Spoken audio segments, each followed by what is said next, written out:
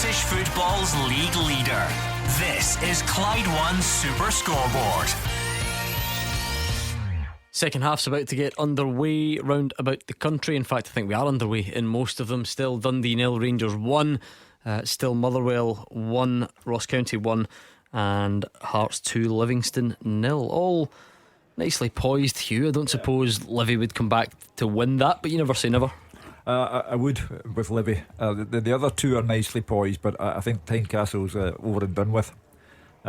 Rangers, until they get the second goal, are susceptible to the sucker punch, as they were last weekend against Motherwell. So that will be at the back of Stephen Gerrard's mind. I'm not suggesting for one moment that an equaliser is on the cards or anything like it, but when the score is at 1-0, you never know.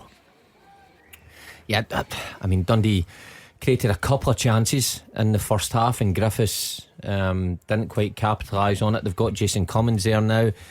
It's important, if they create another decent chance, that they actually take it, because you don't get too many against Rangers. They've got a free kick here, incidentally, that Paul McMullen is going to swing in and try and test them. But I think Rangers are good for a second goal here. I think they're playing the final third has been decent this afternoon. Scored a good goal. Oh, as Dundee head just right down John McLaughlin's throat there. I can see Rangers getting a second early into their second half and tying this game up. I'm with you in the fact that I think the Rangers manager will be saying to his players, look, we need to try and put this game to bed, because he's right. They controlled most of the game against Motherwell, and that was at Ibrox, and Motherwell got back into the game. So Dundee will be taking hope from that they're not out it yet. Rangers need the second goal, which would probably finish this game. And talking about Motherwell, they've got a job to do in the second half against Ross County, who are sitting 11th, and Motherwell on such a good run just now. They want to keep that going. You want to win your home games, especially when you're playing the way Motherwell are playing and what they've got up front. So if they can create chances, I'm sure Motherwell can nip that one. Livy have made a couple of changes at the break. Jackson Longridge on for Adam Lewis, Stefan Omionga on for Ben Williams, and I think we are back underway in all the games. Goal flashes with AspireGlasgow.com. Book your face fit and mask service online now. Well, not quite actually. The Ross County team's not back out at Fir Park, but we're almost there. The other two have started, and we'll be back underway at Fir Park very soon. Don't forget, still looking, just having a bit of fun on Twitter since it's Ryder Cup weekend. What is your dream golf 4-ball? You can throw some footballers in there, you can put it with a football spin. It really is up to you though. A blank canvas. Tweet us at Clyde SSB and tell us. And I must admit, Gordon DL, obviously the football's much more exciting. But do you remember Raman Garcia, the first match out? They were getting well beat. They're now 2 up. They've won 5 of the last 8 holes. They've not lost a hole since the 5th, and they're actually 2 up now, Raman Garcia. Fantastic. However, keep it going, boys. in 2 of the other matches, Europe are now down, and the 4th one, match 3, is all square. So still not ideal, but all could change between now and the end of the afternoon. So we'll keep an eye, and as far as we're concerned, we're just asking for your dream golf 4-ball on Twitter. We ask a lot of you on a Saturday afternoon on Twitter, so let's ask just a little bit more, Hugh Keevans. The second half teaser with Monday's Scottish Sun. Free goals, pull out, and all the reaction to the weekend's games.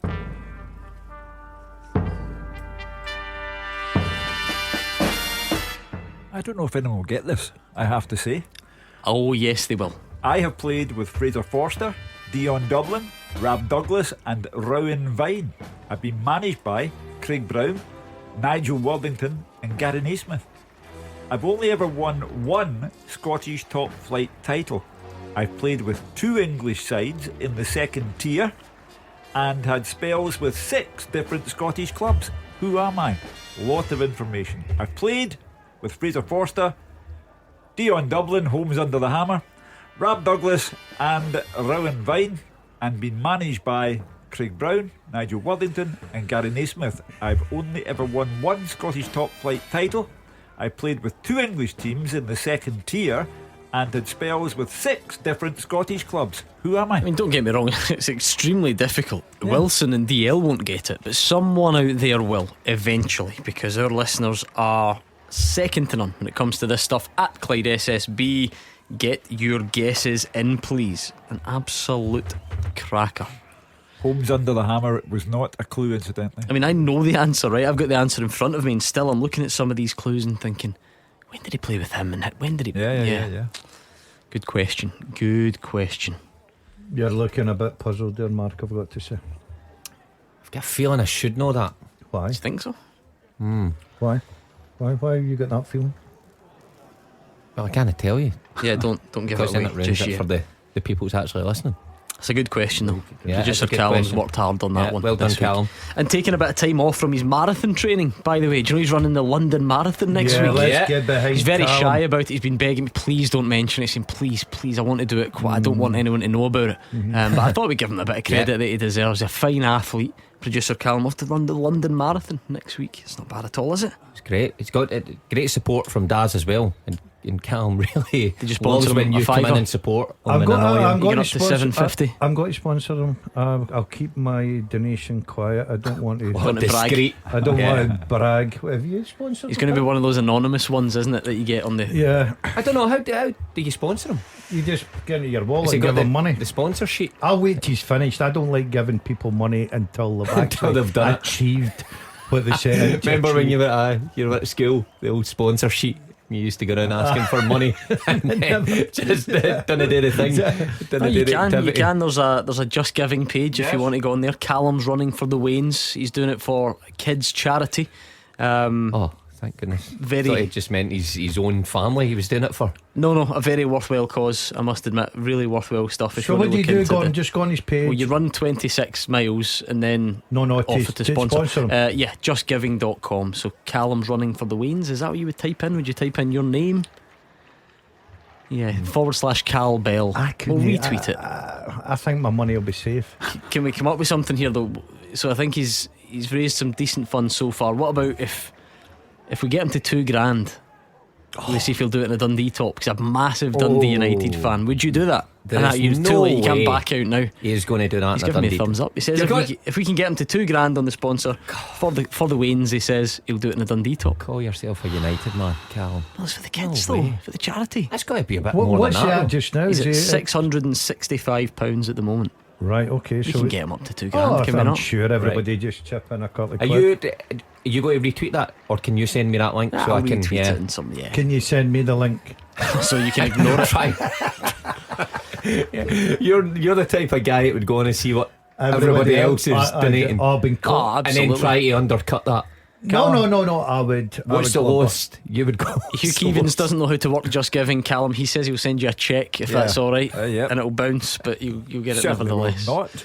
I was just thinking if Callum could borrow a Dundee Strikers jersey, because they don't break sweat. They're not too bad today. They've been in the right areas, as they say. But yeah, all the best to Callum All the next best, week. yeah. So You know what he did actually last week very kindly? I was quizzing him about his energy sashes. You know, Wow. the gels. you're as rock and roll as Hugh Keevins is. Well, I'd never used them, so he kindly said there's a couple to use when They're you're on good. your next big run. I use so I the did. I use But- the gels all the time for stamina. When I'm, I bet. when I'm out in the cycle. But I only went a small run in comparison to that, so I don't think I got the. And it probably just made your stomach hurt. That made me feel sick. So I don't think I've told him that, but they were horrible. But I think he uses them in a professional getting loads of capacity. stuff, the I was London a Marathon. couple of miles in. I was. That doesn't count. Yeah. You Ripping made it them to up, the sweetie aisle at Asda and then took one because you were knackered. Oh, right. the nasty stuff. Queen's Park 1, Peterhead 1. Hamish Ritchie equalising for Peterhead in that one. Still no other goals in our 3 featured top flight matches. We've got a teaser up and running for you on Twitter, and we're even asking you still for your dream golf 4-ball in tribute to the Ryder Cup. Tony Watts hit the bar, Stephen O'Donnell with the cross, Watt with the header. It comes back off the woodwork. I look at this Rangers team and look at the game 55 minutes in, and I think you can say of this game what you've been able to say of every other league game that they've played this season. Okay, but still not hitting the heights. Someone's got that teaser already. Oh, I of the many things that I don't understand about this show, that would be number one. Just how good people are at the Who Am I. It is astonishing how good they are, because you can't really Google this stuff. I mean, you could give yourself a bit of a helping hand if there was something you were unsure about, but look at that information. How do you they're just so good, so clever, our listeners. Only one John person Lindstrom. has got that. More than one. Yeah. More than one person's got that right. Can I just tell you, John Lindstrom thought he'd made it 2-0. It was a wonderful curling shot, but the Dundee goalkeeper has made a terrific save to deny him. See, just while we're talking about stamina, how's about this for a stat? Athletic Bilbao's Inaki Williams equaling the record today for consecutive La Liga appearances. He's featuring for the 202nd game in a row. Wow, That's amazing stuff. We were all a big song and dance about Connor Goldson playing 81 times, which by the way is still impressive. But the last game he missed was in April 2016. Wow. To go that time without picking up an injury or Is he a goalkeeper, this suspension guy? or Is he a goalkeeper? anything. No, he's a striker as well. He's a striker. He's a striker. Oh, Incredible. Yeah, I could see that if he's not a tackling I striker. mean, you can see it. It's a record. It's clearly rare. yeah. yeah. Yeah, but to hold down a place as well as a striker. He you know, must if be he's off banging the- in the goals. Yeah, fair play to him. Yeah, I think that's more appearances than I had in my career. Alfredo Morelos writhing in agony on the ground after a heavy tackle there. The Rangers fans will be holding their breath to see what happens next, but the referee just waving play on. So I was going to say quick turnaround at Hampden because old habits die hard, but Queen's Park are playing at Firhill these days. So a quick turnaround at Firhill. Queen's Park 1, Peterhead 2. Derek Lyle, that old experienced goal getter. He must be the same age as you, Derek Lyle. Oh, he's been about, yeah, but he's taking care of himself more than you. I'm Same tan, but not good whiter at and that. brighter teeth. He looks after himself. Still bangs in the goals, yeah. We'll put that on Twitter, by the way, at Clyde SSB. If you want to see the promise from producer Callum to run the London Marathon in a Dundee top. He's a big Dundee United fan. If we can get him up to £2,000 for his chosen charity, he promises to don the Dundee top. Penalty to Dundee. That shakes things up Wow. at Dens Park. John McLaughlin, a lot of focus on the goalkeeper this afternoon. He's in for Alan McGregor. He brings down Paul McMullen, and it's a penalty to Dundee. Can you imagine if Lee Griffiths was still on the pitch and he would be the one taking it? But he is not. There's no Charlie Adam either. Got to be Jason Cummins, surely, with a dink. Yeah. It's going to be interesting because Charlie Adam certainly would have taken it. I just read something about Tony Watt and it got in my head. It would have been fancied by Lee Griffiths as well, I'm sure, but instead it's going to be someone else. Paul McMullen maybe would fancy it, and it is saved by John McLaughlin. He makes amends. He's the one that gives the penalty away. A golden opportunity for Dundee to get themselves level against Rangers, and it has been saved by John McLaughlin. Incredible turn of events. Very dramatic stuff there at Dens Park. Just when it looked like Rangers were looking to try and stretch their advantage, Dundee had one of the best opportunities you can get to try and pull things level, and in the end it was saved by John McLaughlin. Well, that's it the was ultimate. Jason Cummings that took it on as a sub. Former Rangers striker. No tin of beans was opened with the left foot this time. all talk, all gestures, no action. That's why he's at Dundee. So Very harsh. People miss Let's penalties. see what you think. Bruno yeah. Fernandes missed a penalty earlier, so let's not be too unfair on. Well, I've got to say, as much as the Rangers goalkeeper has saved that penalty, it was him that gave it away. He's actually saved the blushes of Golson as well. Yeah. Terrible defence, just a one ball over the top, and Golson does not deal with it. Why are Rangers not dealing with that the way they used to? I don't know. And do you know what, Mark? Golson seems to be. Do you feel a bit for Jason Cummings? Because how many players just put their foot through it, down the middle, it goes in, and there are no questions asked. So that's exactly what he's done. He actually strikes it clean, but the trailing leg of John McLaughlin just gets it and keeps it out. More often not, down the middle often goes in, but McLaughlin dives to his left hand side. His trailing foot, just saves it. Just, I mean, an inch more height, and it's over his trailing foot, and it's in the back of the net. So a little for Rangers. I go back to the point that I made 5 minutes ago. You can say of this performance what you've been saying about every other Rangers performance this season. Okay, but not dazzling. And you know, it ought to be 1-1 at the moment, and it's the same story week in, week out. They're just, they get by, they get it done, they are top of the league, but they are nothing like the Rangers of last season. Yeah, Daz is right about Golson though. One long ball over the top, he hesitates, and McMullen's past him, and I think it's happening too often with Golson this season. People are coming on saying is it the contract that's playing his mind? I don't think that's the case, but He's making one or two mistakes that could easily cost Rangers, especially that one there. McLaughlin's bailed him out a hole, but he's certainly not the defender he was last season, or he doesn't look as confident as he was last season. That's a huge opportunity, Gordon, when you play Rangers or Celtic and you're second favourites and you go behind. There's certain things you just can't usually afford to pass up, and that would be one of them. Massive, absolutely massive. When you're desperate to get back in the game, you've been given that opportunity, Gordon. Everybody can miss a penalty, we all know that. Better players than Jason Cummings have missed penalties in big moments, but if you're a Dundee manager, you're standing there thinking, what a great opportunity, get back into this game, try and get something out the game. And then obviously all credit to the goalkeeper. Yeah, he dived the wrong to his left, but he still had these legs there to stop the ball going in the back of the net, and he saved Rangers again. So it'll be interesting if Rangers can step up the pace of this game, because I think Dundee are growing in confidence. It's been a good game, I agree with Alec. It's been end-to-end. Dundee have had a few chances, but Rangers just need that killer second goal to put this game to bed. A bit of experience coming on for Dundee. Paul McGowan has come on. Yeah, it was at Celtic with Paul McGowan when he was a kid coming through. He was a good player, Mark. He still is a good player, but see at Celtic, yeah, I thought he would have went on to have probably a better career at Celtic. I thought he was a young boy with loads of potential. He was a strong little player, you know, got wired in training, was never scared, never shy to speak his mind as well.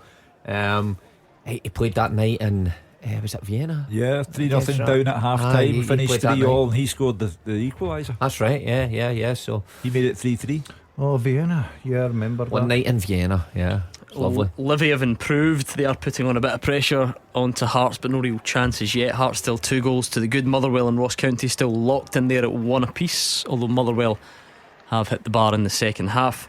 And as we've heard, it's all happening at Dundee. 1-0 down to Rangers, and they've missed a penalty. John McLaughlin giving away the penalty. Jason Cummings, former Rangers striker, stepped up, and it was saved by the feet of the Rangers keeper. You've got to say, I think Dundee have had the better of the second half. It'll be interesting to see how long the Rangers manager gives us before making a couple of changes, try and freshen things up, get a bit of a spark into the team, because they do need this second goal. Dundee are growing in confidence. They need the second goal to make sure that the 3 points are coming back down the road. That's why I say, you know, for the like of Hibs and Hearts, you know, if they can just keep doing what they're doing, which is not losing matches, then it just keeps it interesting at the top, because this Rangers side, they are top of the league, not by much, but they are a shadow of the team they were last season. Yeah, I would agree with that. I mean, especially for Hearts and Hibs at home, Hearts' home form is always going to be important. I said that at the start of the season. If Hearts can take care of people at Tynecastle, and they've shown this season that they could do that. Celtic right away was a big one for them to get off and running.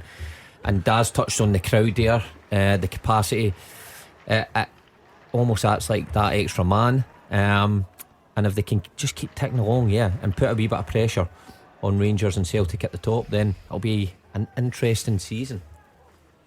Yep, so plenty of football still to be played this afternoon. Still looking for your answers to the second half teaser, the Who Am I?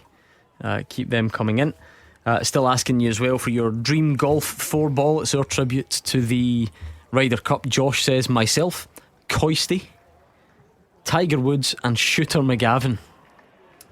Happy Gilmore. I would tank them all as I'm lethal on the approach. I would take Tiger's red polo off him and clean my clubs with it, says Josh. There we go. Shooter McGavin, what a character he is. That is just one of those movie characters that just stands the test of time. I think there's a Twitter account out there I think you gave it. Did you give it a little like? There was a comment possibly for the Ryder Cup the other day. So. Yeah, I saw it. Had a little chuckle at it. You saw that one, Daz? Yeah. What team? What? Shooter McGavin. Happy Gilmore. It just runs and Ever tried it? Your hip couldn't handle that. No, my hip couldn't. I couldn't run. Alfredo Morelos off, Fashion Sakala on. Fashion Junior scored against Motherwell last week, of course. and he is on to try and do it again. So is that because of the tackle earlier on where Morelos went down writhing in agony, or is it because he's, other than his assist for the goal, done nothing?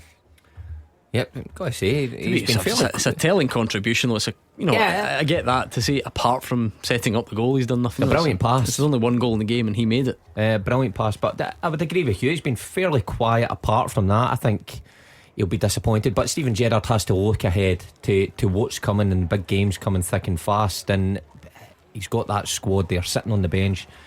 He's quite right to rotate it, so be interesting to see what Sakala can bring this afternoon. He's had a fairly decent start. Hearts have just made a change. Liam Boyce off, non-relay on. Goal flashes with AspireGlasgow.com. And they've scored. It wasn't non-relay, it wasn't that immediate an impact. Alex Cochrane with the goal, meaning despite Livy's better start to the second half, Hearts now look out of sight. It's Hearts 3, Livingston 0. A couple of moments ago Ross County hit the bar as well, so that one's one each and it's evenly poised. But Hearts done and dusted, Hugh. Oh, for sure. The contrast weekend to weekend is amazing, isn't it? You know, the Livingston beat Celtic, create a real stir with that result, and they've now lost 5 goals without reply to Rangers in the Cup and Hearts in the league. You were asking earlier, Gordon, could this be the season when they stop punching above their weight and find themselves in relegation trouble? Could be, when you're losing games like this.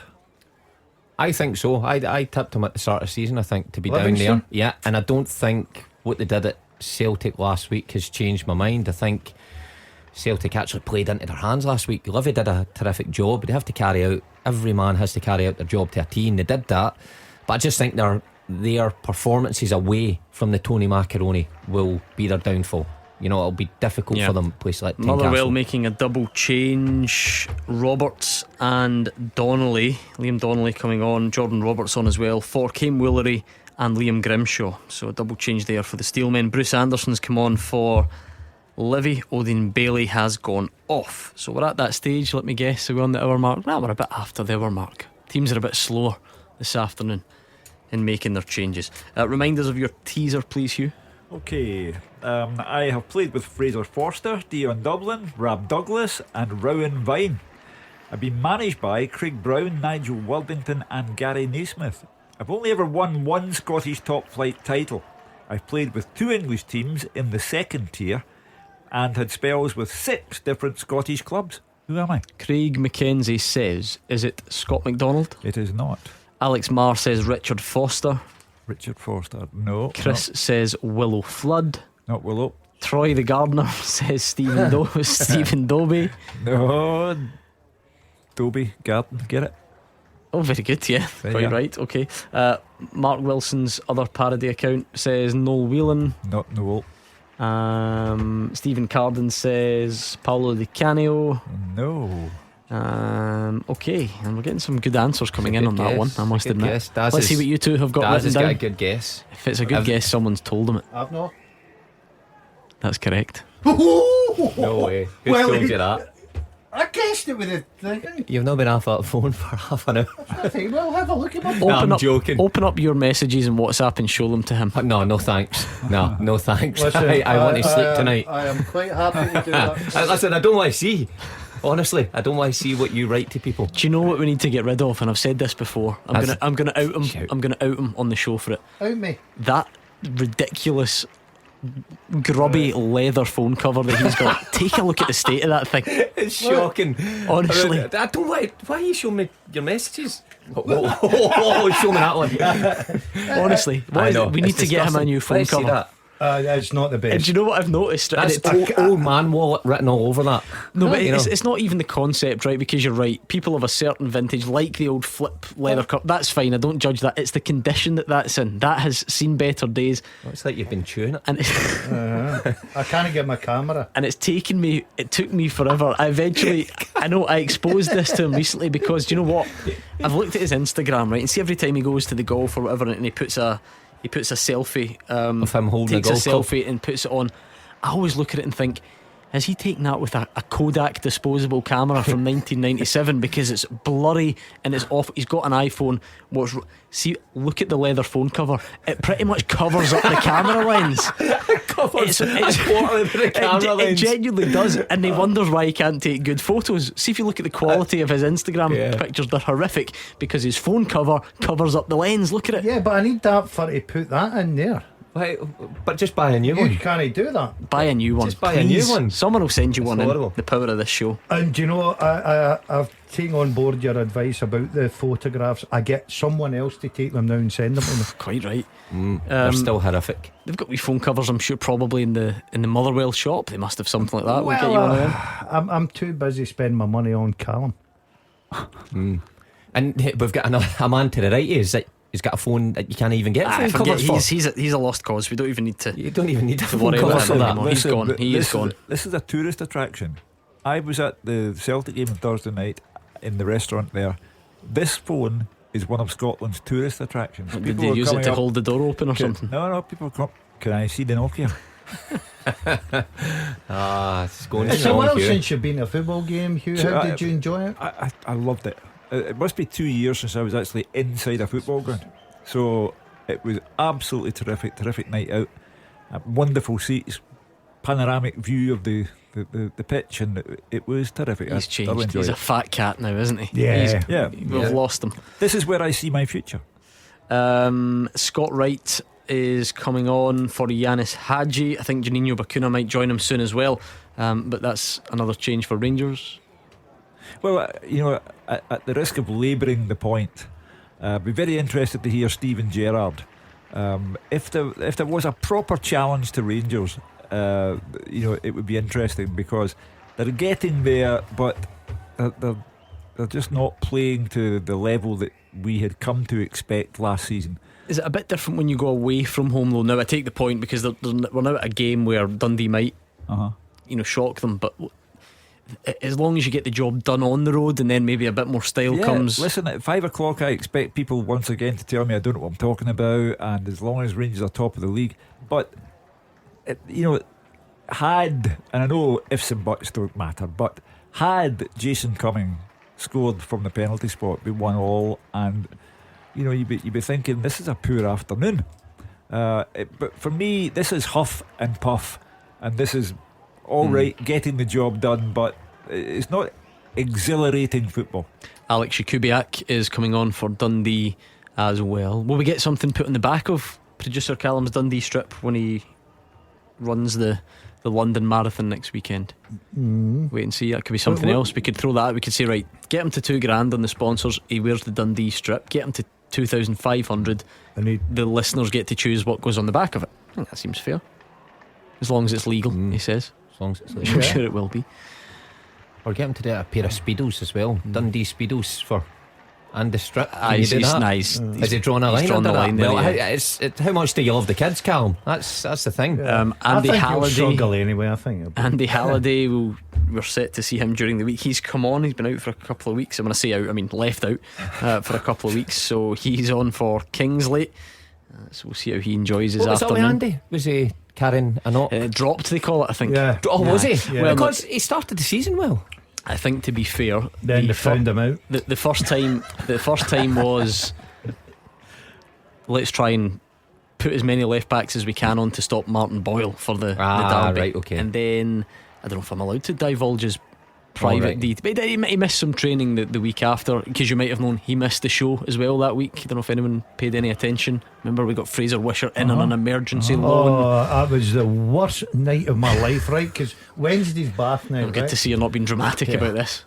Wednesday's bath night, and I don't know who's on the Wednesday. I like just saying, well, it's usually Andy plus one. Google play Clyde 1, right? And usually I'm listening to Andy, and Andy's very intelligent, and I had the bald-headed man Wisher. You mean the head of PFA Scotland? Yeah, too intelligent for me, that man. Andy Halliday and Marvin Bartley this Wednesday. There you go. I'll be highbrow that, yeah. I'll Good be tuning into that under my bubbles. I always advertise these things tentatively though, because as we find, things can change, especially when you involve current footballers, current players, but that's the plan.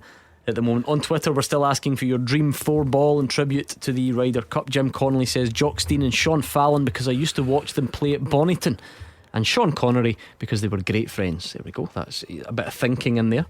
Andy wants Ernie Els for his class, he says. Tiger swing. Woods and Ali McCoist for the laugh. Ali McCoist's He's getting a few. he's getting a few mentions, yeah.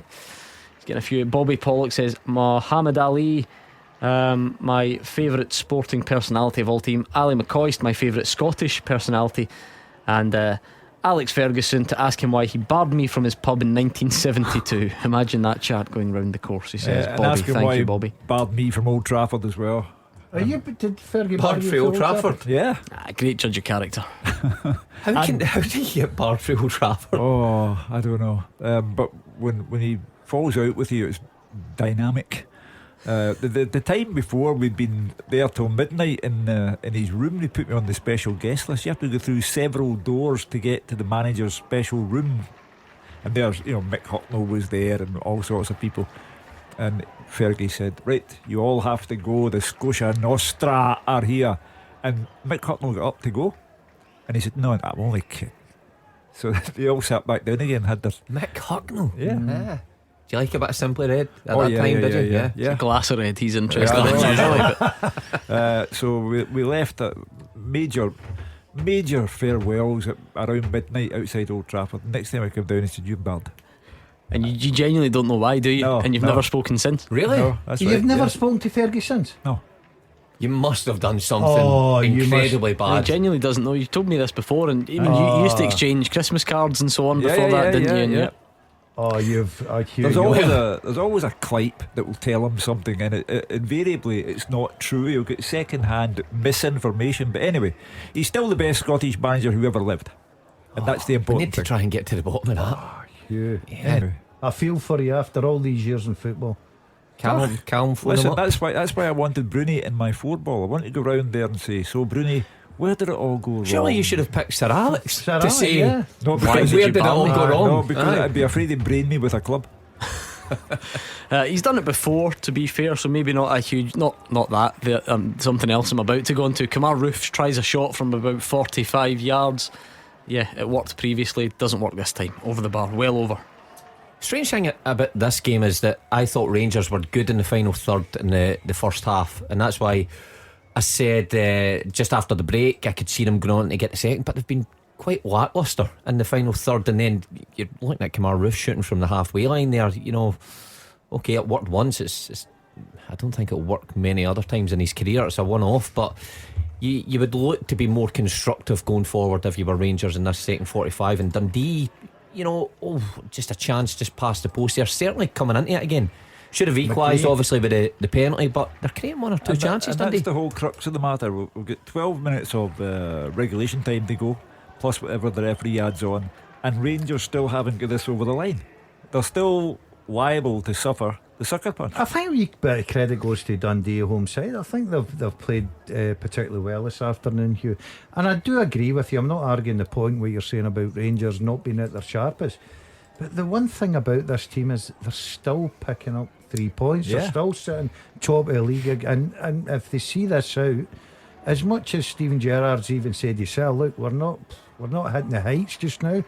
The most important thing is getting results. And they're doing that, and they're hoping then that form will kick in again, because it's still early in the season. But Gordon played a clip last night from Stephen Gerrard where he said he felt that Rangers were on the verge of more goals and better performances, but it has not materialised today. GMS Gary Mackay-Stephen has come on for Barry Mackay for Hearts, but they're comfortable at the moment. Celtic loanee Luca Connell has equalised for Queen's Park 2, Peterhead 2. And is there going to be another twist at Dens? 10 minutes to go. Dundee have missed a penalty. They trail Rangers by a goal to nil. What will the next 10 minutes have in store? We're looking forward to it anyway. Should be. And now they've got a corner. So very feisty at Fir Park. Tackles flying in, says Roger Hanna. Janino Bacuna is finally coming on as well for Rangers. He's been ready for about 10 minutes, but Kamar Roof is going to make way for him. Falkirk have pulled one back, but they're 2-1 down at Montrose. Aidan Keena just scored for the Bairns. So it's all happening. One more reminder, Hugh, I think, of your teaser, please. Yeah, I have played with Fraser Forster, Dion Dublin, Rab Douglas and Rowan Vine. I've been managed by Craig Brown, Nigel Worthington and Gary Naismith. I've only ever won one Scottish top flight title. I've played with 2 English teams in the second tier and had spells with 6 different Scottish clubs. Who am I? There's still time for you to get your answers in at Clyde SSB. Some more wrong answers, but ones I think we've had before. For instance, Doogie has gone for Stephen Dobie. No. Why would so many people think Stephen Dobie? That's the bit that I always try and figure out as well. And what league title would he have won? Yeah. Anyway, it's not right, so it doesn't necessarily matter. But keep your guesses coming in, please, at Clyde SSB. Daz, you've got the right answer. Do you remember the night we met? Yeah. Yeah, do you remember that? Yeah. It just struck me as you wouldn't remember that. No, I don't actually. But I was just playing along with it. But I do. I was speaking to him not that long ago. Ah, right, okay. He lives not too far from me. Ooh, wee clue there. I don't mind that. If anyone happens to know, if that helps you at all. Does, he lives not too far from me. He's a Lanarkshire local, this guy. Good shout. Where did we meet Someone's him? told you that. Where did we meet him? Not too far from where you live. What are you doing there? Hanging about with you.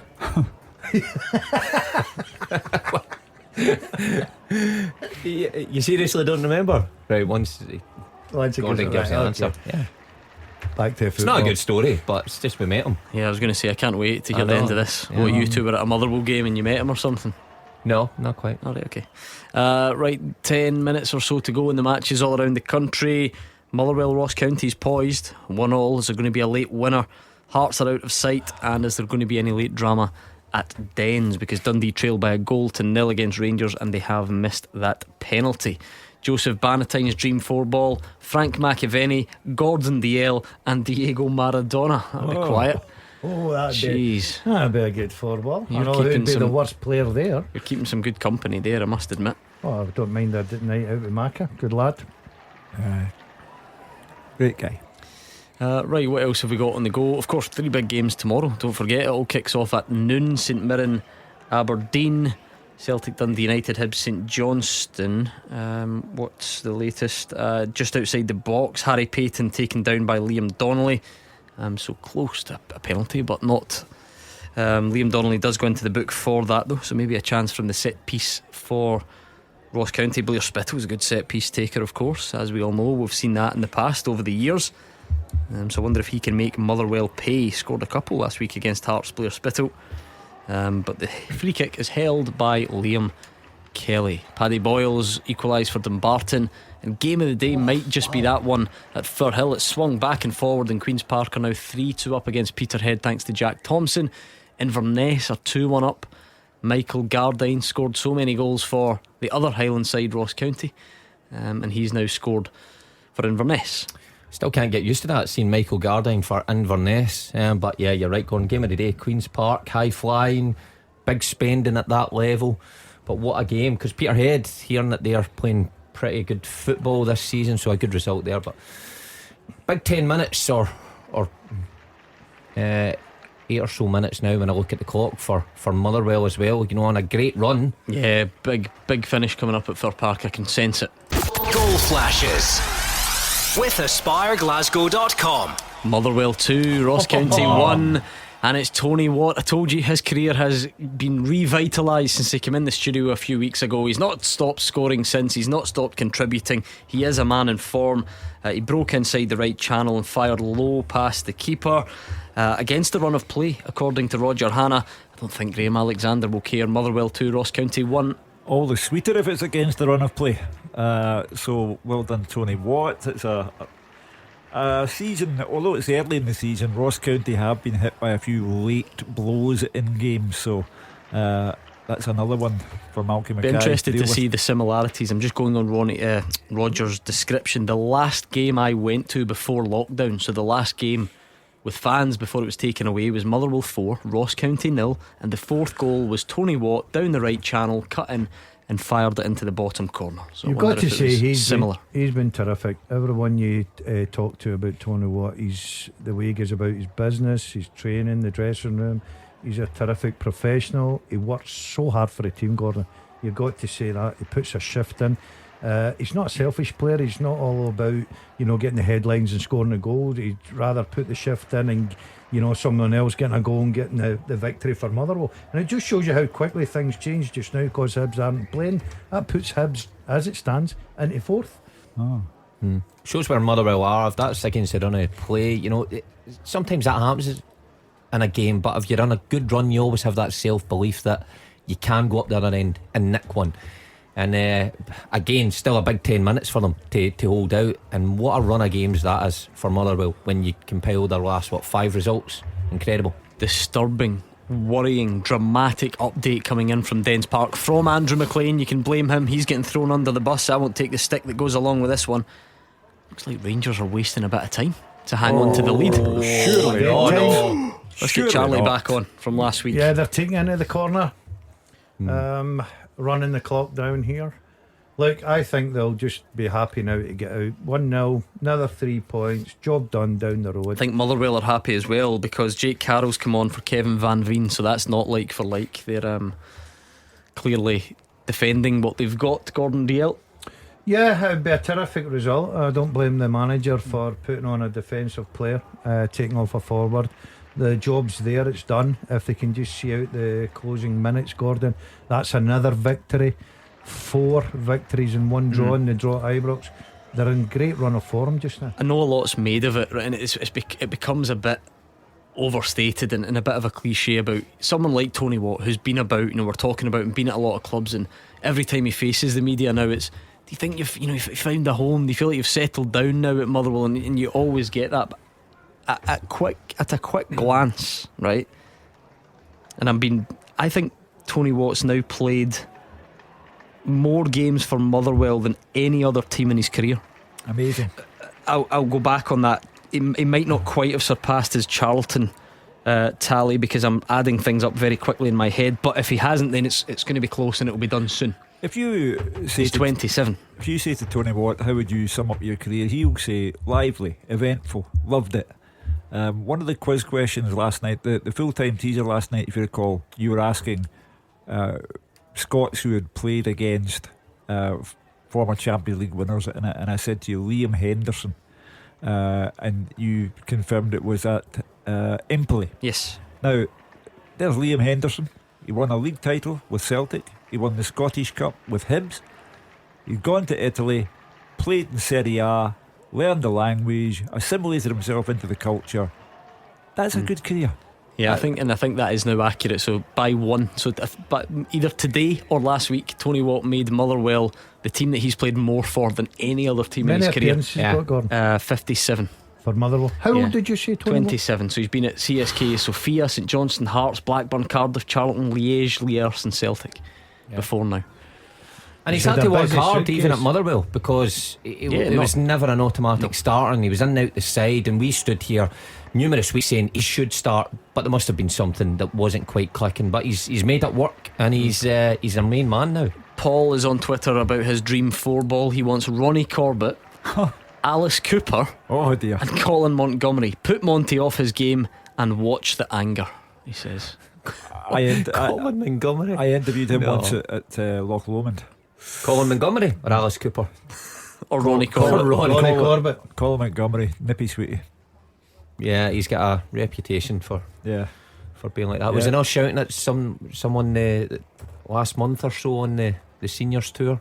Was he? Yeah, something like that. One of the crowd or something like that. Takes his golf very seriously. Does Monty? Pretty poised today. Hold on a minute. He takes his golf very. He's a professional.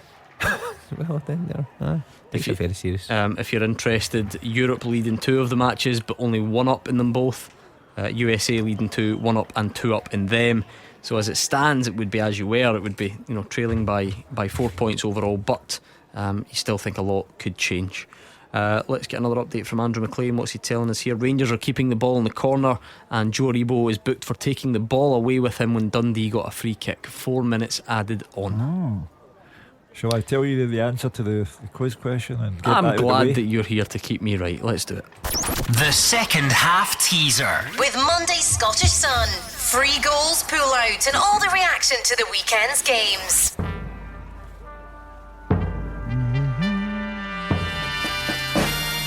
I have played with Fraser Forster, Dion Dublin, Rab Douglas and Rowan Vine. I've been managed by Craig Brown, Nigel Worthington and Gary Naismith. I've only ever won one Scottish top flight title. I've played with 2 English teams in the second tier and had spells with 6 different Scottish clubs. I am Stephen Hughes. Stephen Hughes, well done if you got that right. Honestly, what a shout for the people who got that right, and loads of them did. I'm so impressed with the standard. Craig Morrison is the winner. Well done to you, Craig. He beat Kieran Shanks, who was second, and Mickle at Fluffy Basket, who was the third fastest. I have to say, what a start. Those guys got that so quickly. Brilliant. A lot of information out there. It is Stephen Hughes. Motherwell fans had a good song for him, I seem to remember, when he was there. I'm trying to really go over it though and remember if it was family friendly. I'll leave it for now. Cove Rangers have taken what could be a winner late on against Airdrie. Morgan Neal started his career at Motherwell, incidentally, and he has scored for Cove. Peter Haring on for Craig Halkett. A head knock there, but Hearts are going to win this one anyway. Looks like Rangers are going to win at Dens. It's been far from straightforward, but as they say, it's the 3 points that matter in the end. And will we get a late comeback for Ross County? You never know. They've certainly been good in the second half, according to Roger Hanna. Motherwell's goal coming against the run of play, but again, I'm not sure Graham Alexander will mind. Will the time wasting debate continue at 5 o'clock? Because Rangers have taken it to an art form here in the last minutes of this game. No, because if it was slapped down by us last week, we'll be the bigger men here and slap it down again. There's no need to point out other people's hypocrisy. That's okay, that's fine. We will rise above. You are the pitch and toss here. That's fine. Montrose 2, Falkirk 2. Michael Ruth, 91st minute. Looks like that will be a late equaliser for the Bairns. And will we get any late drama anywhere else? That is the question. 3 big games tomorrow as well. Looking forward to them. I'm going to Starts Park tomorrow. I'm looking forward to that. Are you actually? Wraith and Partick. You're not. Why do you do this? No, I'm golfing. Tell the truth. I'm telling the truth. I'm golfing in the morning. Leaving? Yeah, and then. Is this your new haunt? Yes, it is. Is it? You're going to start? I've become a member up there. Wow, okay. For winter golf. All right. It takes it very serious these days. You're more than welcome to come up, as long as you going to pay? No, you pay yourself on that. I'm not coming up. But Wraith and Partick will be a good game. I'm really looking seriously one more chance, to be honest. You're I'm going to that game? Yes, 100% you're not going to that game. I've got every intention of going to that game tomorrow. Why are you going? Because I'm leaving. I've got friends in Kirkcaldy. I'll go down, obviously, and then watch a game down the road for the singles of the Ryder Cup. The day's planned. Good stuff. I'm going to Hibs St Johnstone. There you go. I actually will be there though, so there's the difference. Rangers look like they will get over the line here. In fact, is it done yet? Not quite. 3 minutes added at Tynecastle. I think David Martindale would rather just go up to the restaurant, wouldn't he? Yeah, I think he'd be bothered about the time added on when you're 3-0 down. He'll now be able to reflect on a very strange 7 days that he's had. Beat Celtic, lose to Rangers, and get a doing off Hearts all in the same week. So that's football for you. Full time at Dens Park. Let's get the story with Andrew McLean and Alex Ray. Dundee 0, Rangers won the full-time score at Dens Park. It was a far from comfortable afternoon for the visitors, but Joe Aribo's goal and a John McLaughlin penalty save means they head back down the road with all 3 points. There was a couple of very early chances for the home side. Paul McMullen with a shot from the edge of the box in the opening seconds that was blocked. Griffiths then couldn't get a clean header on a cross from the right. It was end-to-end stuff with Roof shooting wide at one end. McGee had a header saved by McLaughlin at the other. Rangers then took one of their chances 16 minutes in. Great build-up play, and when the ball came to Alfredo Morelos with his back to goal at the edge of the box, it was a lovely flick round the corner to Joe Aribo, who took a touch before finding the net for 1-0. Towards the end of the half, Lee Griffiths was denied a couple of times by John McLaughlin, while Adam Langston's made a good stop from Kamara Roof's effort. There was a huge chance on the hour mark for Dundee to draw level. Connor Goldson caught out with a long ball over the top. Paul McMullen got in behind. He was brought down by John McLaughlin, but he immediately made amends. Jason Cummings firing it down the middle from the penalty spot. John McLaughlin kept it out with his trailing leg to keep the score at 1-0. It continued to be end to end, but the opportunities dried up really. A game that will surely leave James McPake frustrated, and not for the first time this season. Relief for Stephen Gerrard and his players as they get the win. Full time at Dens Park. It's Dundee 0, Rangers 1. Alex Ray. It finished 1-0 to Rangers, but it definitely could have been a different story here today. Yeah, it's all about John McLaughlin, that big save from that penalty from Cummings. Big moment in the match, you have to say. It's 3 points for Rangers. Harley vintage, they struggled, they huffed and puffed. They're not firing all cylinders, but what they are doing well is they're winning games, Andrew. You can hear the Rangers fans at the moment, they're buoyant because they are getting the job done. However, they have to do so much better going forward. Well, it wasn't a classic display from Rangers, but they do get all 3 points at Dens Park. Full-time score, Dundee 0, Rangers 1. Rangers fans, what did you make of that? Your chance to have your say in the open line is next, so pick up the phone and let us know. 01419511025. 3 points, is that all that matters? Is that what champions do? Or are you still looking for more from the performance? Pick up the phone right now and get in touch with the guys. Let's go to Tynecastle. It's also finished there. David Friel. Full time, Gordon, Hearts 3, Livingston 0, and Davy Martindale probably won't be going to Tynecastle for his Sunday lunch tomorrow. The Livy manager revealed he's a big fan of the restaurant at Hearts Stadium, but you can't see him having an appetite to return after this crushing defeat to Robbie Nielsen's side. Hearts are now 7 games unbeaten at the start of the Premiership season. They sit second, just a point behind Rangers, and the crews that here at Tynecastle, Michael Smith fire them ahead after just 25 minutes. Barry Mackay left Adam Lewis for dead in the right wing. He picked out Alex Cochrane with a crossfield pass. Cochrane played a first time lay-off back to Smith, and his shot flew past Max Stryjek from 14 yards. Hearts were dominant, and it was 2-0 in 32 minutes after Barry Biringame were chucked by Ben Williamson in the box. Referee Gavin Duncan pointed to the spot, and Liam Boyce sent Stryjek the wrong way for his 9th goal of the season. Livy were a bit brighter at the start of the second half, to be fair to them, but Hearts has still had the best chances.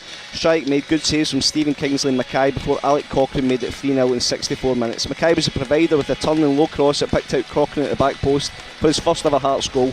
So Livy stay second bottom after a tough end to an up and down week, but Hearts are flying up near the top of the table. Full time at Tynecastle, Hearts 3, Livingston 0. James McPake's been shown a red card after the full time whistle for Dundee. He was locked in discussion with Bobby Madden and his officials for quite some time. Dave Mackay's assistant also as well. I can only assume wanting John McLaughlin sent off maybe for the penalty. I don't know.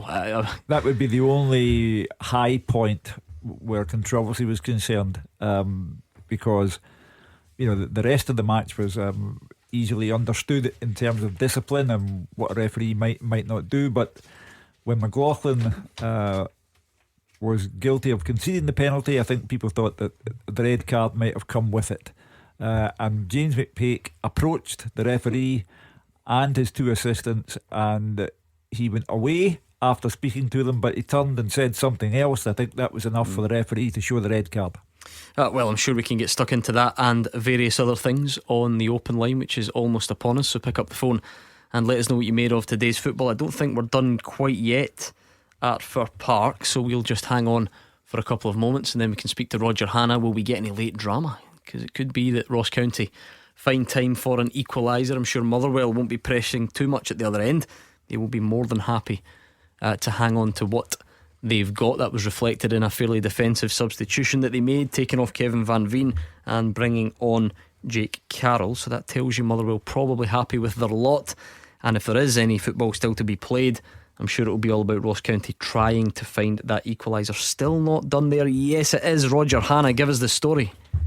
Yes, it is, Gordon. Motherwell 2, Ross County 1. The Steelmen are up to 3rd place in the Premiership table tonight. Tony Watt's 5th goal of the season, 4 in the Premiership. Just 10 minutes from time clinched it for Graham Alexander's side. It was very harsh on Ross County. The Staggies lost a goal inside just 2 minutes to Callum Slattery. They deservedly levelled through Regan Charles Cook just before the break. They might have gone in front in a feisty second half, which saw both teams hit the bar, but Watt clinched it just 10 minutes from time to send the home fans home happy. They had a great start inside 2 minutes, as I say. Callum Slattery's first goal for the club, a 20-yard right foot shot into the postage stamp corner. They started brightly. Kane Woolery should have teed up Kevin Van Veen for a second, and then Watt fired over the top from the edge of the box. But County really grew into the game. Blair Spittle in particular threatening the home goalie. Had a quickly worked free kick with Ross Callahan that brought a save from Liam Kelly. Then Kelly made 3 saves in 3 minutes, all from Spittle, to deny County an equaliser. But that equaliser did come 6 minutes before the break. Charles Cook down the left hand side. He cut in his right foot. He directed an in-swinging ball towards Jordan White. The big centre forward missed it. So did everyone else. It sneaked in past Liam Kelly at the far post. Into the second half, Watt had a header off the crossbar after 50 minutes from Stephen O'Donnell. cross from the right. 10 minutes later, County sub Joseph Hungbo also hit the bar at the other end with a fizzing shot that flew over the top. Then 11 minutes from time, Harry Payton bearing down in the Motherwell goal, taken down by substitute Liam Donnelly. It was a free kick, Spittle hit it and again denied by Kelly. And then just 60 seconds later, Motherwell went one end to the other. Ricky Lammy's pass, Tony Watt down the inside right channel, got it on his right foot in a powerful low drive beyond goalkeeper Ashley Maynard Brewer. That was the difference between the sides. Tough on County, Motherwell won't care. Motherwell 2, Ross County 1. And that is that then. It's over to you. 01419511025. The last game we heard from Motherwell fans. It might not have been pretty, but it is yet another 3 points. You find yourselves third in the table. What did you make of that today? Any Hearts fans out there? You're still going great guns as well. A convincing win against Livingston. And I suspect most of the post-match reaction will come from Dens Park. Rangers fans, it's quite easy to ask the questions after a game like that. Is it all about the 3 points? Is that what champions do? Or are you looking for more from the performance? 01419511025. Pick up the phone right now and let us know. If you want to look ahead to tomorrow, we are more than here for that as well. St Mirren Aberdeen, Celtic Dundee United and Hibs against St Johnstone. We will do the lot next. Pick up the phone and get in touch. After the action, it's your reaction. 0141 951 1025. Clyde One Super Scoreboards Open Line. Hugh Keevins, Mark Wilson and Gordon Dalziel are in the studio. Alex Ray is still on the show. He joins us from Dens Park to look back on all things Dundee against Rangers. Let me just set the scene by recapping today's scores at full time. In the top flight, it's Dundee 0, Rangers 1, Hearts 3, Livingston 0 and Motherwell 2, Ross County 1. In the Championship, Ayr United 0, Morton 0, Dunfermline 0, Hamilton Accies 0 and Inverness 2, Queen of the South 1. In League 1, Cove Rangers 1, Airdrie 0, Dumbarton 1, Alloa 1, East Fife 0, Clyde 2, Montrose 2, Falkirk 2 and Queen's Park 3, Peterhead 2. In Scottish League 2, it finished Annan 1, Edinburgh City 3, Forfar Athletic 3, Albion Rovers 1, Kelty Hearts 1, Stranraer 0, Stenhousemuir 1, Elgin City 2 and Stirling Albion 4, Cowdenbeath 0. We'll finish with the English Premier League. Full-time scores there: Chelsea 0, Man City 1, Man United 0, Aston Villa 1, Everton 2, Norwich 0, Leeds 1, West Ham 2, Leicester 2, Burnley 2 and Watford 1, Newcastle United 1. 0141 951 1025. That's the number you need. What did you make of today's football, Rangers fans? What about the performance? What about the result? You are still top of the league. That's what champions do. It's the line people keep telling us. That's all that matters. If you dig a bit deeper, maybe the performance wasn't quite there, but for some people that is not as important. So pick up the phone. Motherwell fans, you're flying as well. Let's hear from the lot of you. Well, is job done the same as well done? Because but for a missed penalty, it might be a different story today for Rangers. They are getting the results. They are grinding out results. They are top of the table by 1 point, but as yet they have not hit anything remotely like the heights of last season. However, if Rangers have 38 performances of the type that they put in today and retain the title, the fans will say, so what? Absolutely. Alex Ray is still here, Mark Wilson and Gordon Dalziel as well. Good day's football all round, Mark. It was. Once again, Motherwell show that they have that grit and steel to get results as well, on a great run of form, and Tony Watt popping up there to score the winner late on. Graham Alexander will be delighted with that.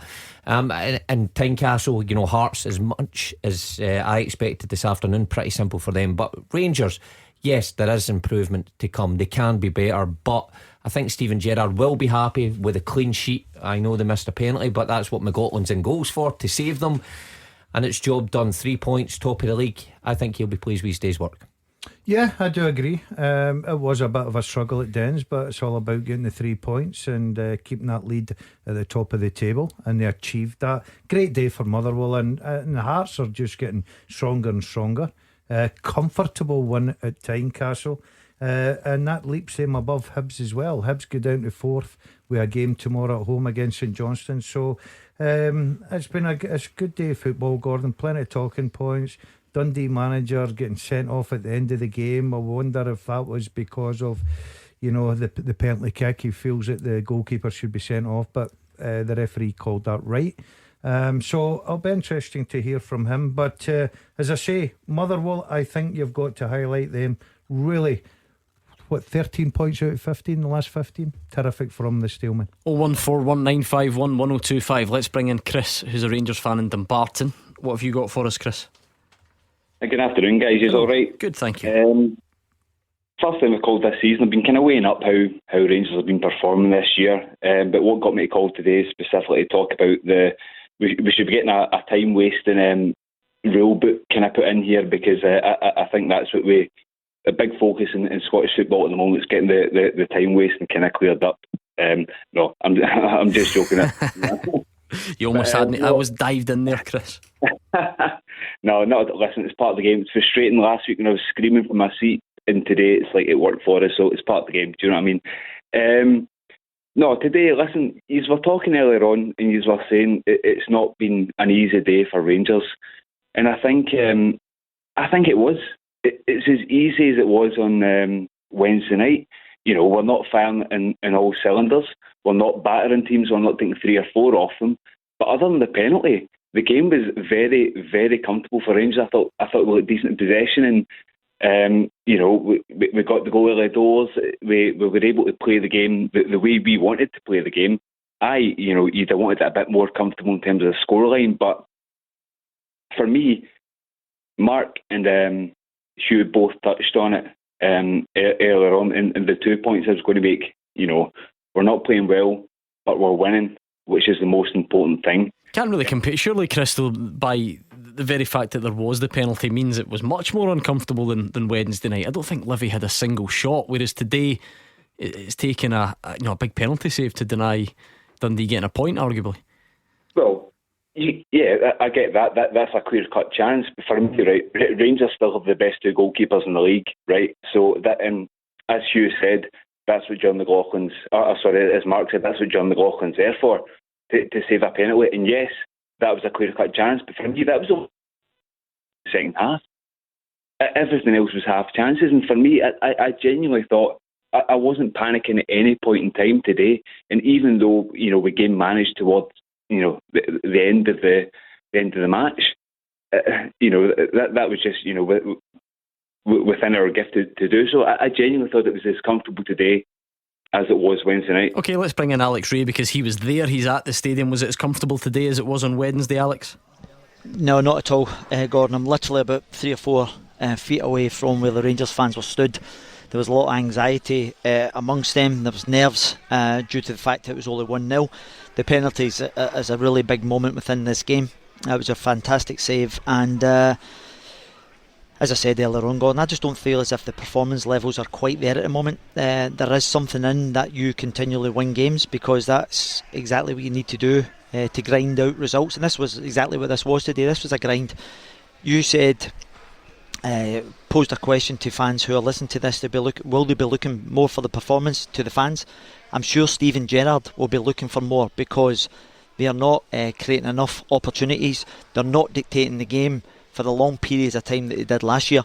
And as I said earlier on, I think it's a big 3 points, but there's so much more to come, and I think that's what Steven Gerrard will be trying to get to quicker, sooner rather than later rather. Yeah, we'll hear a lot of this though, because the league table tells you that Rangers have played 7 and have got 16 points, which is 1 more than Hearts, and it's 2 more than Motherwell, and crucially for a lot of people in this city at the moment, it's 7 more than Celtic, albeit they have to play tomorrow. So you get, Alex, why people would say, well, that's what it's all about, and that's the most important thing. Oh, listen, the big picture is obviously results, Gordon. However, we speak about Steven Gerrard. He always comes out and he's usually pretty straight in his answers. I think he has set the bar relatively high when you look at last season. There'll be a concern. You look at the penalty that they conceded through John McLaughlin, a diagonal ball, and Connor Golson gets caught. For me, they weren't passing up these opportunities last year either, Gordon. So these will be signs of concern for Steven Gerrard, and I don't think you can go through a full season, Gordon, performing like this and scratching 1-0s. Somewhere along the line someone will get a bit of rubbery green, and I'll give you an example of that. I was across the road at the Dundee United game, and somebody gets a lucky deflection and it falls into the path of, I think, the left back for Robson. Dundee, Robson, and he slots at home, and you lose a game. You lose your 41 game losing streak. Now, the one thing you can label with this team at the moment is domestically they are grinding out results, and you can't take that away for the players or the management team. But for me, I think Steven Gerrard will be looking for more. What do you make of that last point then, Chris? Because no one can deny you that it's just a fact that you state, Rangers are top of the league, so they're clearly doing enough. Alex's take on it is that you can't keep playing like that all season, because eventually the results won't come. That's not something that worries you, I take it? No, listen, it's not that I'm not concerned. I was talking specifically about today when I thought we were fairly comfortable. We've not been good enough this season, and that shows in Europe. You can talk domestically where you can ground out 1-0 results, so you can kind of pick up the points through grinding out, as Alex said. But I think when you get to Europe, it's shown in previous years we've been quite strong in Europe, even against kind of big sides. We've been decent. This year we struggled against Alashkert. We were poor against Lyon.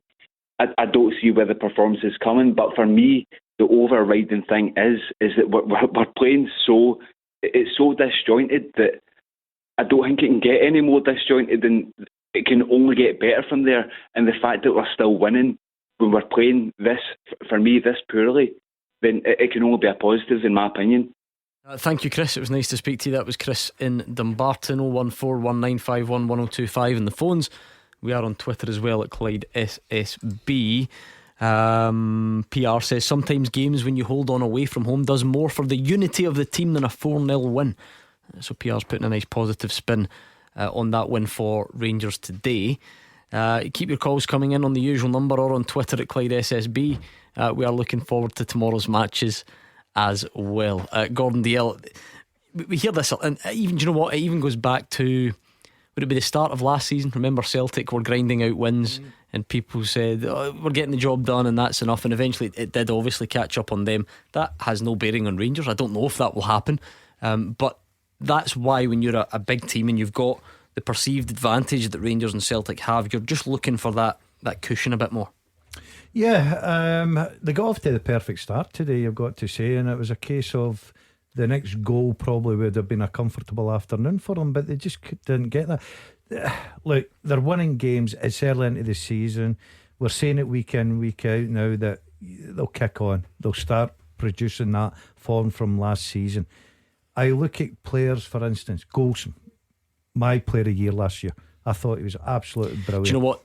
Don't steal Thomas's thunder any further. I've got Thomas hanging on the line, and I can just see in the corner of my eye wants to speak something about Connor Goldson. Okay, well, so let's.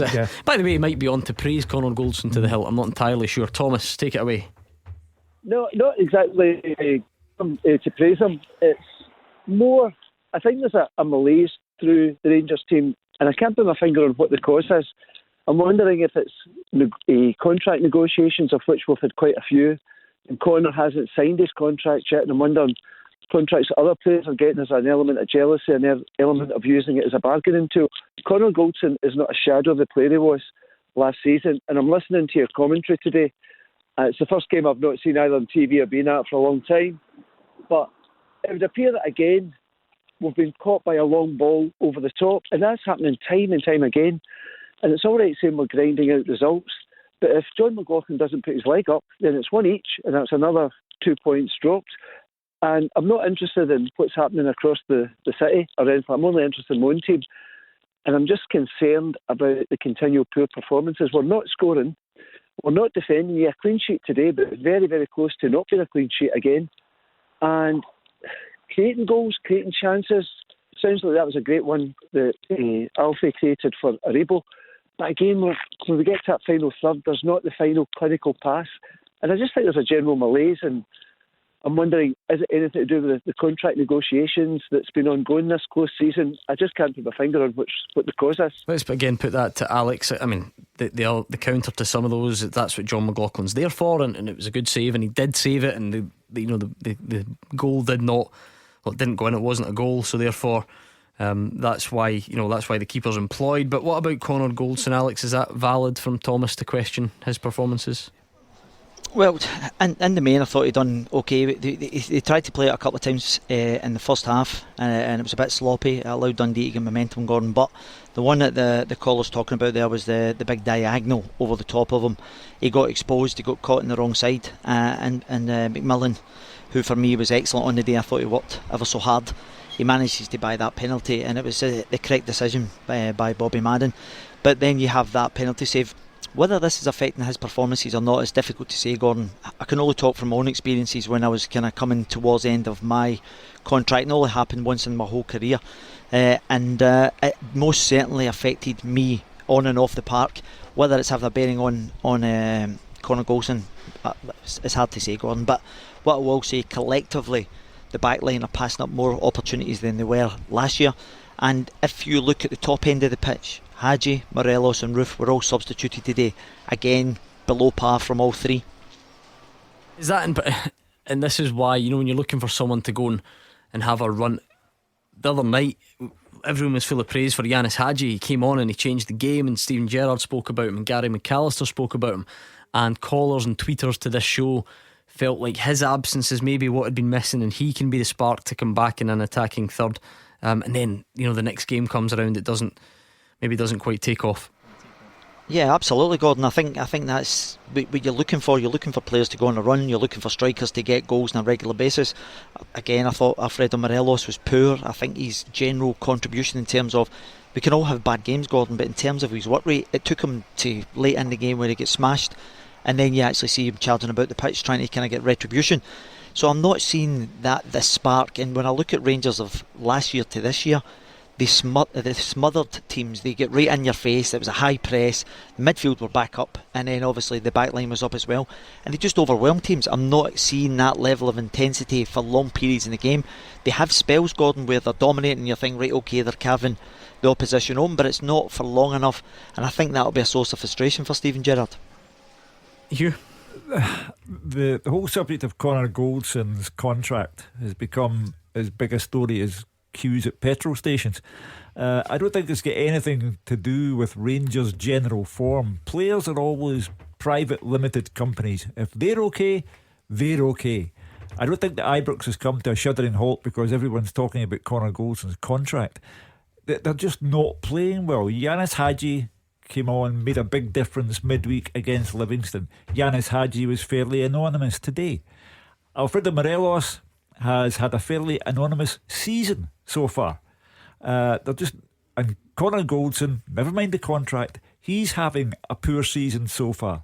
But it's nothing to do with his contractual talks. He'll sort that out one way or the other. That is not what's affecting Rangers.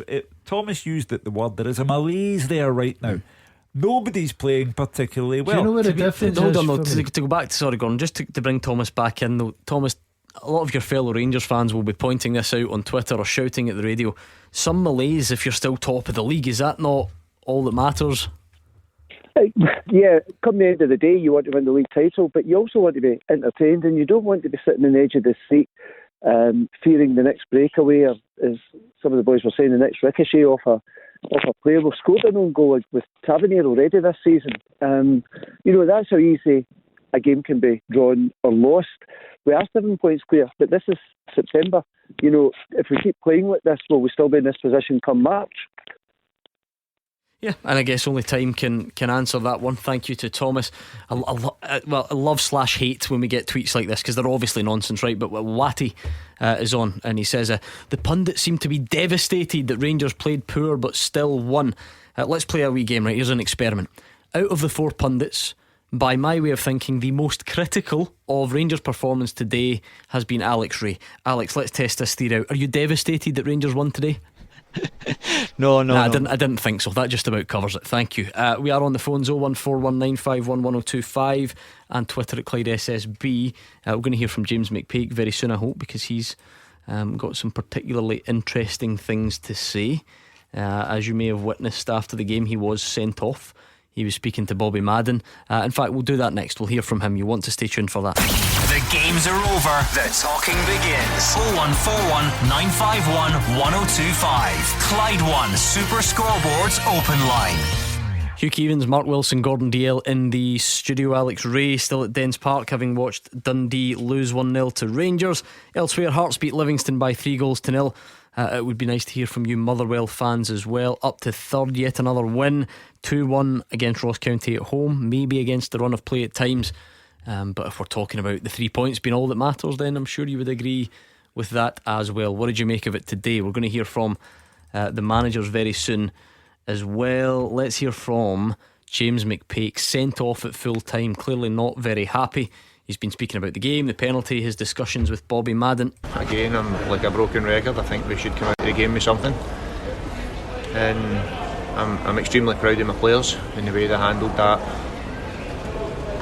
team in particular, who are a very good side, and the way they troubled that team in particular. But I'm gutted for them, really gutted for them that they've come away with nothing. I know that the rule is if he makes a genuine attempt, and people will disagree, it's a genuine attempt, but Paul McMullen is clearly by him, so the leg comes out as goalkeepers would expect. If it's Adam Legzdins, would my answer be different? Probably not. I'm just giving you an honest opinion, having seen it back. I think the arm catches him as well. Now that TV footage will maybe show that better. I'm looking at it from a high camera, but we missed the penalty. But in my opinion, we've still got half an hour or so to play, 11v10. So I get, and I like the rule that if you make a genuine attempt, it's not a red card offence. I do like that rule. I played when it was just if you were the last man, you were sent off. I like the way the rule is, but I think Paul McMullen is clearly by him by the time that the leg's out, but Paul McMullen's clearly by him by the time he makes an attempt to stop Paul McMullen. I got an explanation out of Bobby, and then look, I've got a fantastic relationship with Bobby, but in the end, in my opinion, he became unapproachable, and he says I'll not speak to you about it, and so I can't talk about an incident, and then you missed the penalty anyway shout, which we know that. I'm standing, I watched it. Jason Cummins I thought was excellent when he came on, and he's been and I was worried about putting him on particularly so early because again all the stuff or the rumours that will fly about that it's been a fake illness. That boy's had COVID twice and he wasn't well through the week, so he come on and he put on it. I thought he was great when he come on. Paul McMullen caused him all sorts of problems through the middle, I think, as you've seen. Was excellent on the day, and Bobby in the end decided to show my power and show a red card, which is his decision. Well, Alex was at the game, but you guys have had the benefit of replays as well. As James McPake alludes to, that rule has now changed, so denying a clear and obvious goal scoring opportunity, it's no longer an automatic red card as long as you make a genuine attempt to play the ball. Did John McLaughlin make a genuine attempt to play the ball? I think so. I'm trying to interpret James McPake's words here, and I'm particularly drawn to... I know what you're going to say. Let's do the penalty first and then get to that bit if you don't mind. So you think it was a genuine attempt to... Yeah, I think right to award the penalty and right not to send them off. Mark? Yeah, I would agree. I think he made a genuine attempt to play the ball. I don't think Paul McMullen was by him before McLaughlin pulled him down. I think he attempted to play the ball. McMullen went over his leg. Yep, genuine attempt for me. I'm with Bobby Madden. It's a full house. Yeah, I thought James McPake won't be happy with you lot. No, but everybody's got their opinion. James McPake doesn't pay our wages. Let's speak to Alex and see what he thought at the time, and maybe having seen it back, I don't know. No, I only got it in real time, Gordon. My initial instinct was that he put his leg out. I looked to Andrew and says it's a yellow cause of that. He was trying to kind of divert the ball away, and I thought Bobby Madden got it right. It looks to me as if, and I understand, I've been in that position myself, your frustration, your full emotion, you come off, you've ended up incurring a red card, and for me it's the pressure. You know, they put a lot into the game today. I agree with him as well when he talked about Paul McMullen. He caused all sorts of problems. He ran his socks off, and he was the man of the match with the sponsors here today, and but unfortunately on the McLaughlin incident, I think Bobby Madden's got that right. Whether it's advisable or not to divulge what was said between managers and refs, sometimes guys keep it close to their chest, but am I right in picking up from James McPake there, and what I think's annoyed him? Somebody in the refereeing team, maybe not necessarily Bobby Madden, but someone, and basically said, well, you missed the penalty anyway, which of course is irrelevant. If you know, in James McPake's eyes, that's irrelevant. My interpretation of that would be that Bobby Madden would have been the one who said it, because you find that assistant referees are mindful of the fact that Bobby Madden's the man. He's the man in charge of the game. I don't think an assistant referee would have said that to a manager. So if James McPake is inferring that Bobby Madden said, well, you missed it anyway. The referee, if it was him, shouldn't be indulging in, I'll call it banter of that type on the park. James McPake said that the referee became unapproachable. As I described it, the scene as we were witnessing it, he had his say, James McPake, to Bobby Madden. He then went away, he turned, and he clearly said something else, which I think prompted the referee to give him the red card. So it's difficult to know, isn't it? Because is it at that point he hears the shout of, well, you missed the penalty anyway? Is that what then makes you turn? You know, we are just kind of second guessing. And by the way, if Bobby Madden or any of the refereeing team have said that, it's not exactly it's not a breach of the rules or anything. It's not a huge deal, but you can see why it would maybe get the backup. I do of a understand manager. what Alex saying there. You've been in the position, Gordon. You've been a bit upset. The emotion's still running very, very high. If Bobby Madden says that, which he really shouldn't have, but it's not a lawbreaker, but he shouldn't have really said that, because missing the penalty wasn't the Dundee manager's argument. It was the fact that should the goalkeeper still be on the pitch. So I don't know why he said, well, you missed it anyway. That was not the question. That was not the argument. But for what it's worth, after all that, you all thought the referee got it right anyway. Yes, so did, yes. Okay, let's bring in Duncan, who's a Rangers fan. Hi, Duncan. Good evening. How are you doing? Not bad. Are you well? Yeah, I'm good. I'm just home from work. This is going to come across now assuming quite a small issue, but I've got a point with you to raise. When he keeps saying they missed the penalty. Now I know the manager says it and apparently the referee says it, but I think it does an injustice to the penalty taker and also the goalkeeper. He hit the target, the goalkeeper saved the penalty.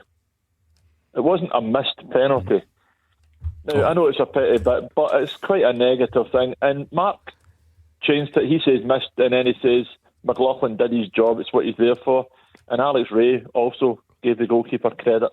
I just think sometimes Hugh's a bit negative when it comes to things like this. Honest to goodness. He's right, Hugh. He's got you banged to rights. Honest to goodness. Well, was it saved? I don't care what it was. It wasn't a goal. He's right though. He's right. It wasn't missed. It was saved. All right then. I'll write myself at 10 times. I must not say missed. I must not say missed. I love how people come on and give you of all the issues that surround this game today, I've gone from James McPake to the referee to Rangers' overall form. Duncan's main concern is that he said missed. Duncan, I know that it's more fun, and I know the way these things work, and you believe that this is a genuine attempt by Hugh to undermine Rangers and undermine John McLaughlin. It's probably just a common turn of phrase that people use, isn't it? Yeah, no, I just love to hear Hugh trying to retract. I wasn't trying to retract. I live over here. Oh, you have to, Hugh. You have to, because it wasn't missed. I wasn't trying to retract. I was trying to send them up. Where is it you live, Duncan? Dublin. He's quite far away. That sells that argument. That's good though. I like that, because Duncan's now a little bit removed, so this is what you're here for. At least to feel like he's still part of it. I've had some week in this programme, let me tell you. Monday night a guy told me that he had a job that was superior to mine because I was a sports journalist. That was one of the worst shouts we've had, isn't it? I mean, no matter who you are, come on. Another one last night said he wasn't interested in talking to me because I hadn't been a football manager. I laughed at that as well. And then so here we've got Dublin Duncan talking about I said missed. Listen, I'm happy to credit John McLaughlin with raising his leg high enough to stop Jason Cummings from getting an equalising goal. Let me put it another way. Dundee failed to score. I'm seeing a theme developing here, but that is what you're here for after all. Duncan, what about the overall picture? This great debate that always happens when our big teams win in underwhelming fashion. The debate rages on about results versus performance. What's your take on today? I'm happy enough with the 3 points, because I know at some point Rangers will turn it round, and if they can collect 3 points from a scrappy game like this and the scrappy games of the past, then when they come good, things can only get better. Yeah, I get that logic, Alex Ray. You do take a different view on that though, in that you can't keep performing like this, but you can understand where Duncan and others are coming from, that given what Rangers did last season, given the depth that they have, because you're looking at guys who keep coming in. For instance, Rangers have now had a good turnout of 3 different goalies this season. You talk about Patterson the other night, and Hadji did well the other night but not today, and you can understand why people believe that this will turn, rather than this being a worrying sign of things to come. Yeah, absolutely. I think it's always important to factor in a winning mentality, Gordon. It was mentioned last year, but they were doing it a lot more comfortable this year. I just feel as if they're huffing and puffing a little bit. You know, I think if they maintain the points ratio they've got now, they'll canter the league. What I meant earlier on was they will drop points because the win, that's 1-0. It allows the opposition to stay in the game for as long as possible, and it does just take a deflection or someone sleeping at the back, like they did when McMillan get in, and then all of a sudden you're dropping 2 points, and then it just allows everyone round about you. You know, the Edinburgh teams are doing well. Celtic are still to get their form going on the road. So you look at that, and it just gives people an opportunity. Now, as I said to you, so you're just trying to balance this off where you're on that winning streak. I think they're 3 points off of where they were this time last year. And like the caller Duncan says, you get the feeling that Rangers can kick on. Now, you mentioned Hadji coming on the other night and changing the game, Gordon. No one's doing this for a sustained period of time, but you just feel with the strength and depth that they have people that can actually change it about and get the result done, even though the performances are not great. And it's funny because I've now got a theory, Hugh, that it's as long as you score that second goal, this conversation doesn't take place. Because my guess would be the first half against Livy the other night was no different, was no better. But Rangers got the second goal, and a 2-0 win stops all this. It's the 1-0 win that leaves that little bit of room for doubt. As we always agree, it's all about perception. 1-0 and a penalty that was not scored is a tight squeak for me. And we have the evidence of our own eyes that Rangers were taking the ball at the corner and trying to run down the clock, etc, etc. But you're absolutely right. If it's 2-0, everyone just says, well, another 3 points, top of the league, and away we go. And we don't talk about all this, but the tight squeaks are becoming part of Rangers season. Thank you, Duncan. It was nice to hear from you. Hugh might not agree, but we all do. You gave us good fun. 01419511025 or Twitter at Clyde SSB. Let's bring in Hugh, who's a Motherwell fan. What did you make of today, Hugh? Good afternoon, guys. How are we all? Good, thanks. Yeah, good. I thought we were first 10-15 minutes I thought were outstanding. High pressure, get a really early goal. You should have had another goal after that when the ball got played in by Willery. Van Veen just missed it. So it was all looking good. Plenty of pressure on. Then I don't know what happened after 15 minutes. Fair play to Ross County, because I think they definitely stepped it up. And we just sorted to sit back and go slightly deeper. Then we weren't attacking as much, and I think we were happy with the 1-0. Just as you said there a couple of minutes ago, if we score that second goal, we're going on to score 3 or 4, because I think the confidence we've been building. Then the last 20 minutes, I think we came back into it again. I'll take a bad performance, because it was a bad performance, not how we've obviously been since the beginning of the season. And I'll take the 3 points especially. So it's good to see we're still on this winning streak, I could say, at 7 games now. So it's really, really good to see. Well, I mean, based on what we've been hearing so far, Hugh, this is what the big teams do. You know, you don't have to play well as long as you get all 3 points. Is that what you're saying? Oh no, definitely. Obviously, because I say to some of the guys who I was sitting with today, I says we'll play. Well, we did play better against Hibs, and we didn't win the game. We came away with nothing, but the performance was there. I said, so we will play a lot better than that, and we'll lose games. I said, so you've got to take it, because as you said there, Gordon, Celtic and Rangers do it. They'll do it week in, week out. Most times they won't play good, but they'll get the 1-0 win or the 2-0 win, whatever. They'll scrape results through. So I'm happy with it just now. I'm really pleased with the team. The team did put a performance, and they did. Tony Watt again ran his heart out. I don't know where he gets his energy, whether he's on Duracell batteries or something like that, but he definitely puts a performance in. So it's still good to see that we're getting it, and the fans stayed behind again to applaud the team, which is fantastic to see. So I'm happy with it, happy with the performance, and I just hopefully we'll take it into Hearts next week. Yeah, I totally agree. I think Motherwell on a great run of form. There's different ways to win games. You've got to see games out. You look at this probably going back a few months, 1-1, you'd probably think, oh, this has got to be a draw, a disappointing result. They've shown character as well. I'm glad the caller mentioned Tony Watt. I think Tony Watt's been absolutely brilliant as a part of Motherwell, and I think he is comfortable there now. He loves the club, and the supporters get right behind him. He's built a good squad there. Definitely you're looking at top 6 this year, Gordon.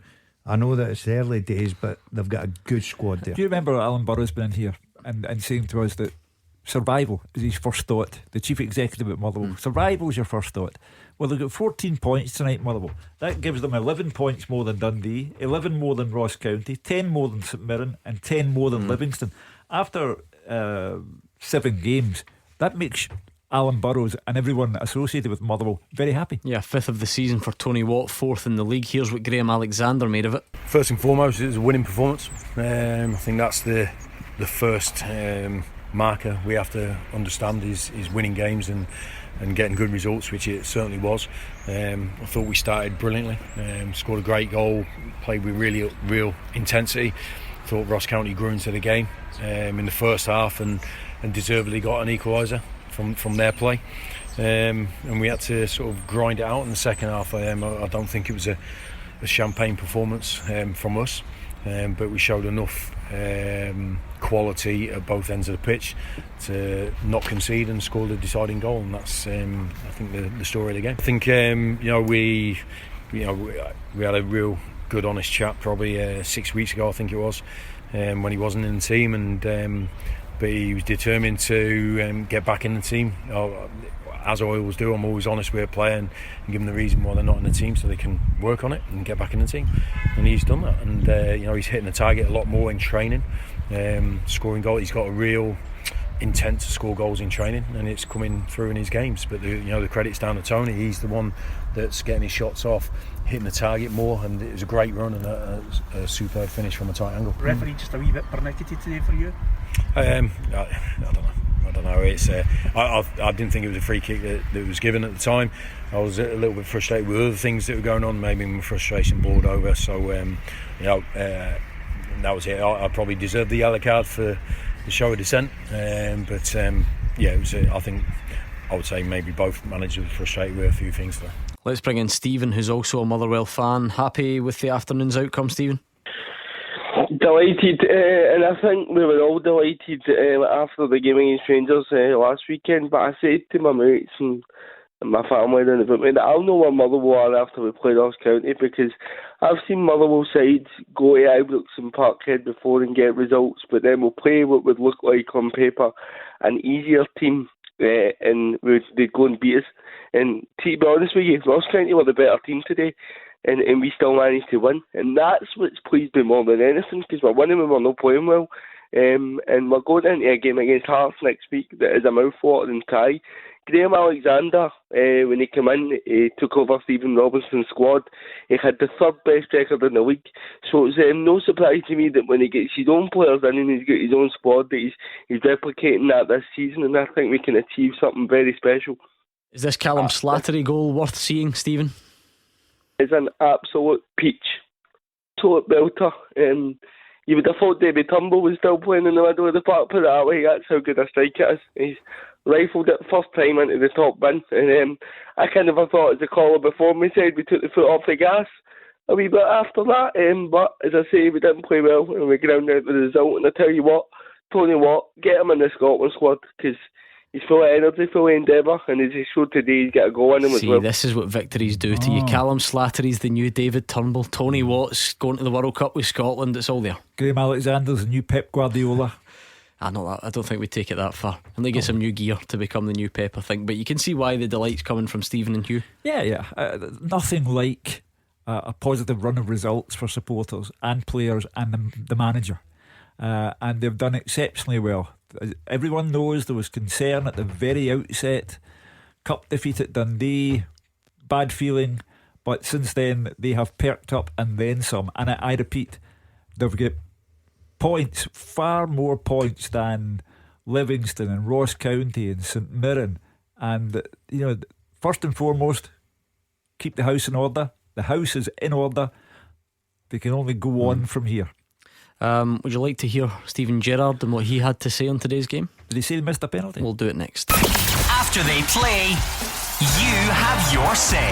0141 951 1025. Clyde One Super Scoreboards Open Line. Into the final part of tonight's Clyde One Super Scoreboard. Let's hear what Stephen Gerrard made of today's win at Dundee. Here he is speaking to Sky. It was a game we expected to be tough. You've got a team down at the bottom of the league fighting for their lives, and they should have more points than they've got. I don't think their performances have got the rewards that they've merited. So we knew it was going to be tough. We knew we had to fight and hustle and dig in and put our bodies on the line. I'm really pleased with the effort that the boys have given, and we take away 3 important points. There was cover there. That's the rules. If there's cover there, it's not a red card. I think we're still settling down. We're trying to find our best form to go into top gear. We know performances are not always going to look brilliant on the eye.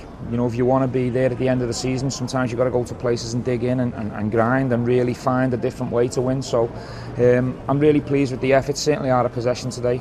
We could have killed the game at the end with a bit more quality in the final third. That would have helped us, because if you've only got a 1-goal lead, they're going to throw long throws into the box and set pieces and long balls.